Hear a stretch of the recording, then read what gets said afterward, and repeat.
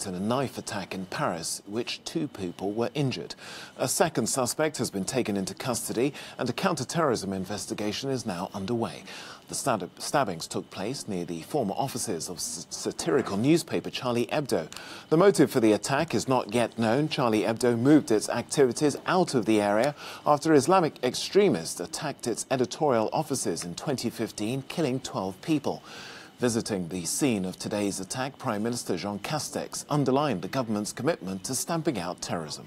It's the right time for the government of the Republic to remind people of the strong attachment to the freedom of the press and its firm resolution to fight by all means possible against terrorism and show our full commitment to this. Well, investigators suspect a terrorist motive because of the location of the stabbings and because of their timing, just as suspects in the 2015 Charlie Hebdo attack are on trial in Paris. The main suspect has been arrested and is currently in police custody. A second person is also in custody, so as to make a number of checks regarding his ties with the main suspect. Well, let's speak to our reporter in the French capital. That's David Chazan, who's been following these events for us. David, what more do we know about this attack? Well, we know that the 2 people who were injured work for a production company, a media production company, in the same building as Charlie Hebdo's former office. And according to the head of the company, they'd gone down to smoke a cigarette when they were attacked by a man with what he described as either a machete or a meat cleaver. And 2 people have been arrested. One has been described as an 18-year-old Pakistani, and he is believed to be the main suspect. He's known to police for petty crime, but he was not flagged up as a suspected Islamist radical, was not on a watch list. The other man is in his early 30s. We haven't been told what his nationality or background are, but he was arrested because he was caught on CCTV apparently together with the main suspect, and police are now verifying what the connection, if any, is between the 2 men. Okay. David, you mentioned there that these people the victims worked for this company, this French film company.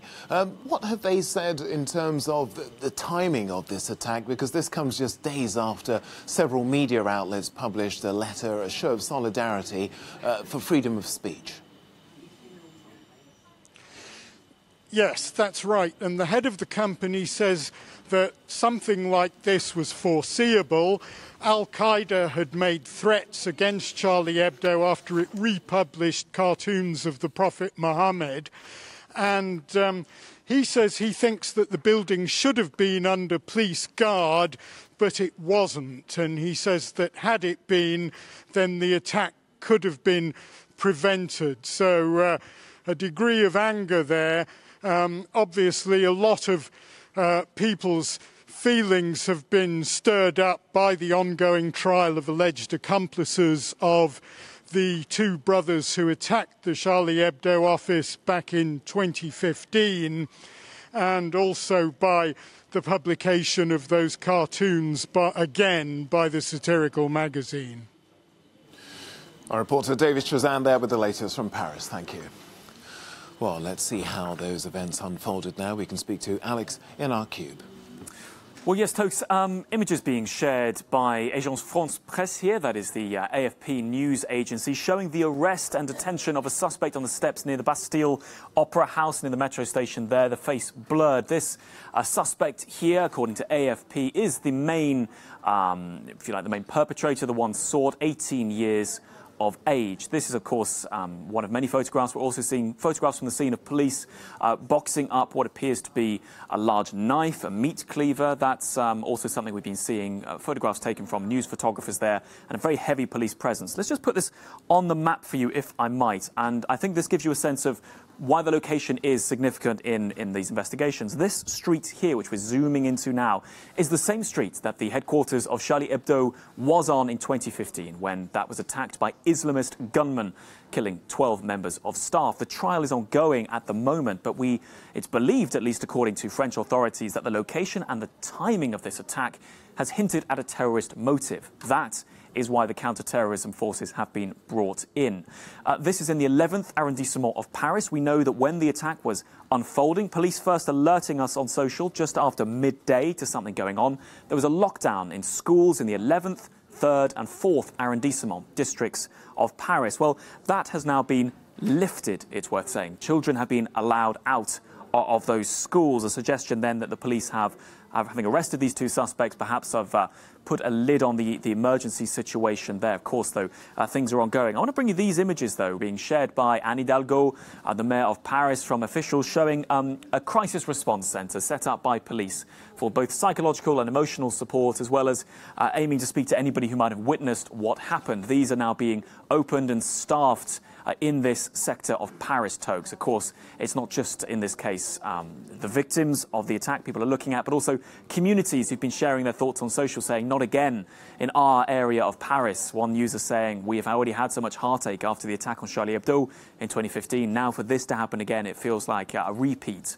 It's worth saying Charlie Hebdo have moved their headquarters. They're no longer on that street, but they have tweeted, the satirical magazine have tweeted to say their thoughts are with the two individuals who are injured. French authorities told us they were smoking on the street, having a break, when they were targeted. It seems that the attacker did not know who they were in this case. It was not a premeditated attack in that sense, but it was believed that the location of the building, formerly Charlie Hebdo's headquarters, could really have been a motivating factor. So Charlie Hebdo here saying their thoughts are with those affected. So we've had condemnation from the French authorities, right up to the Prime Minister, who was addressing journalists when the attack took place, then came to the scene. He's saying here, France's freedom of the press is something that cannot be weakened by these kind of attacks, and calling again on the solidarity of the French people. But we know two individuals injured, Toks, although we believe their lives are not, thankfully, in danger.